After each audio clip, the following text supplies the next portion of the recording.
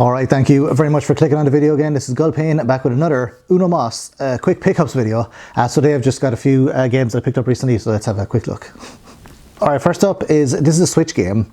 So once again, I've been buying Switch games, just the cheap ones, just to see what they're like. Well, a couple of expensive ones. Well, expensive to me is like £30. It's like, whoa, that's very expensive. So this one again, I think this was £8. So the Switch games are fluctuating in price at the moment. So some of them are going down and some of them are going up. So I just thought I'd try a few of them because I can buy them and then I can trade them back in, and you know, sometimes I'll get more money for them and trade them back in. This one is okay.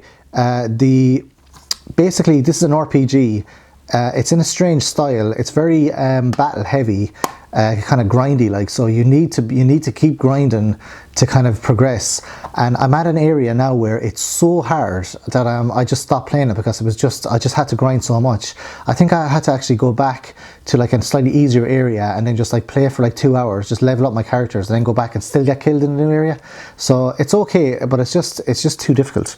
I don't like it when games are too hard or too grindy. I don't mind when they're hard, if it's intuitive, but like if they're just too grindy, then I don't know, I just lose interest in it. I like the story to progress along. And then next up, this is a PSP game. This is Star Ocean First Departure. So I haven't tried this yet. I have a stack of PSP games on my bedside table, and I'm trying to get to them, but I can't get to them because I play one and then I play it until I almost finish it. But that takes, like, you know, if it's an RPG, that might take like weeks and weeks and weeks.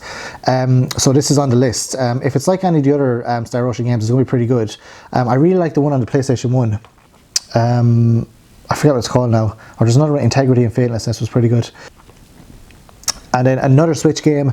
What a game this is! This was a blind buy. I like some games where you can play them for like 10 hours in a row or 6 or 7 hours in a row, and I like, because if I'm flying somewhere, I'll take my Switch with me, and I'll play the Switch on the plane, or I'll play it in the airport while I'm waiting for the plane gets delayed for 3 hours, so I need something to do.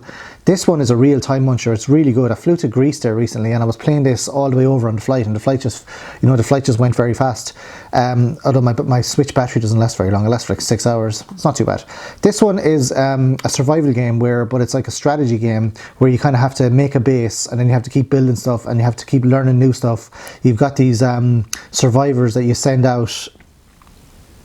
Oh, what's that? I never saw that bit in the game.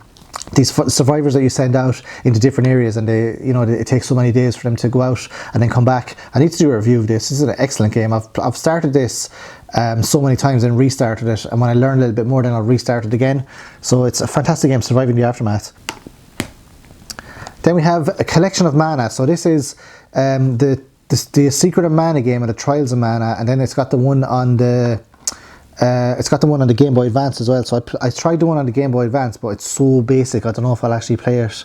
Obviously the Super Nintendo one is excellent, so I went and played that. I haven't tried the Trials of Mana yet.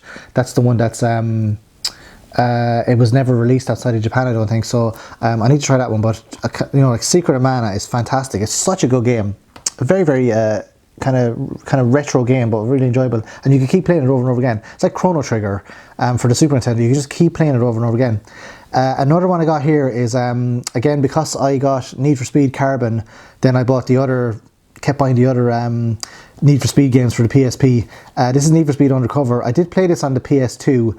This one has it's really good because you race around the streets and you can upgrade your car and you can get new cars and all that. But the story in this is like, honestly, I could make a better story myself, like in like 5 minutes.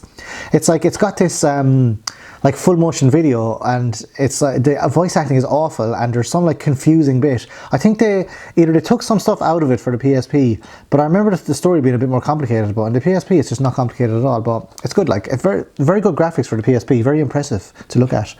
And then next up, this is Grey Matter. So I got this for £10. It's a point and click game for the old Xbox 360, and I do like a point and click game. I must do a video of just point and click games in the future, because I do love talking about them. So I haven't tried this one yet because I got an Xbox Series, and this is one of the few games that doesn't work in the Xbox Series as well. It's quite annoying. Most of the games I have for the Xbox 360 don't work in the Xbox Series. I don't know why, like the CDs. So quite annoying, but what can you do? This looks good. Something to do with cards and stuff, so I do like a point and click game. Now this is another Xbox Series X game.